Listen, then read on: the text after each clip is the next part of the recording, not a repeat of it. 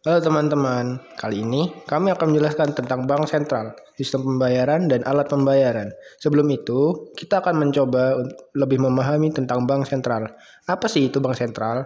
Bank sentral adalah bank pusat di suatu negara. Pada umumnya, merupakan sebuah instansi yang bertanggung jawab atas kebijakan moneter di wilayah negara tersebut. Tanpa basa-basi, mari kita mulai.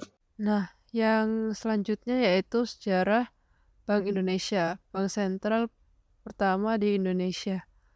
Sejarah Bank Indonesia dimulai saat tahun 1828, lebih tepatnya saat pemerintahan Hindia Belanda, yang didirikan di Javasbank.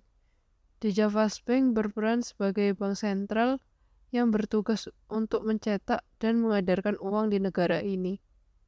Selang satu abad, yaitu pada tahun 1953, di Javasbank berganti nama menjadi Bank Indonesia dan mengalihfungsikannya.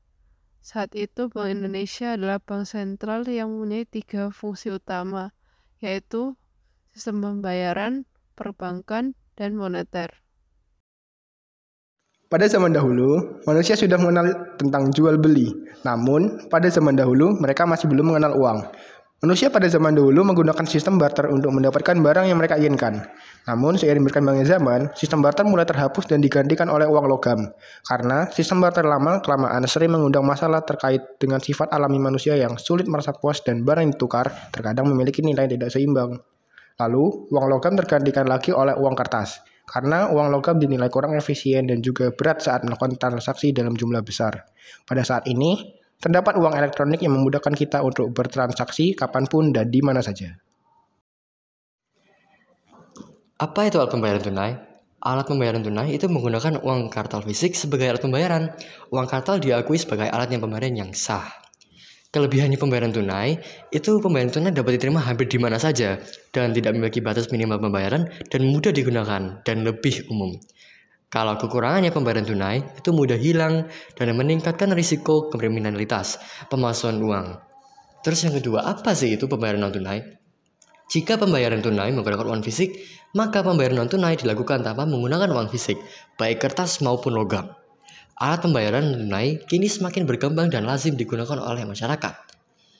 Alat pembayaran non tunai juga mempunyai kelebihan dan kekurangan.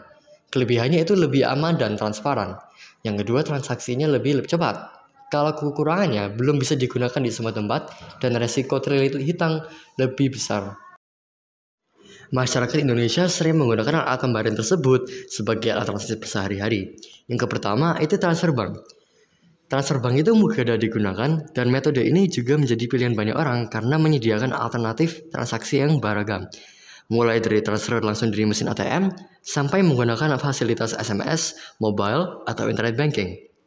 Yang kedua, itu dompet digital. 33,8% dari responden Indonesia lebih mengutamakan penggunaan dompet digital dalam kegiatan transaksi sehari-hari. Berdasarkan survei, 26% responden setuju bahwa penggunaan dompet digital lebih praktis, aman, dan nyaman. Yang ketiga, itu cash on delivery atau COD. Meski pembayaran non-tunai sudah semakin sering digunakan, masih banyak orang yang memilih sistem pembayaran tunai dengan metode cash on delivery. Rata-rata orang menggunakan sistem pembayaran ini untuk menjamin keamanan bertransaksi. Yang keempat itu kartu kredit. Dalam 5 tahun terakhir, nilai transaksi kartu kredit di Indonesia terus meningkat. Sepanjang 2019, terdapat 349,2 juta transaksi dengan kartu kredit senilai 342,7 triliun. Selain praktis dan dapat digunakan untuk transaksi nilai besar, kartu kredit juga seringkali dipilih dengan alasan penggunaan bisa memanfaatkan program cicilan 0%. Yang terakhir adalah kartu debit. Meski mengalami penurunan volume transaksi dari 12,54% pada 2018 menjadi 9,67% pada 2019, penggunaan kartu debit atau ATM masih cukup populer dalam industri keuangan. Hal ini disebabkan oleh metode pembayaran dengan menggunakan uang elektronik berbasis server seringkali memiliki limit dalam transaksi sehingga pembayaran menggunakan kartu debit masih diandalkan untuk transaksi dalam jumlah besar. Selain itu, pemilik kartu juga cukup memasukkan kode tertentu untuk melakukan pembayaran saat bertransaksi.